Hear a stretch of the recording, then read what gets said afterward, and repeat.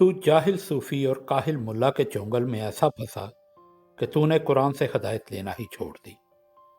قرآن کی آیتوں سے تجھے فقط اتنا ہی کام رہ گیا کہ جب تیرے بوڑھے کی روح اٹکنے لگی تو سورہ یاسین لے کر اس کے سرہانے بیٹھ گیا پڑھنے کے لیے تاکہ اسے مرنے میں آسانی ہو۔ اس بات میں تو کوئی شک نہیں کہ ایسا کرنے سے اس کی جان نکلنے میں آسانی ہوگی، مگر افسوس تجھ پر رہ گیا اس بات پہ کہ وہ پاک کلام جو انسان کو روشنی دیتا ہے اور ہر پل جینا سکھاتا ہے، تو نے اس سے بھی فقط اپنا مرنا ہی آسان کیا۔ کاش تو نے اس پاک کلام سے اپنا جینا آسان کیا ہوتا۔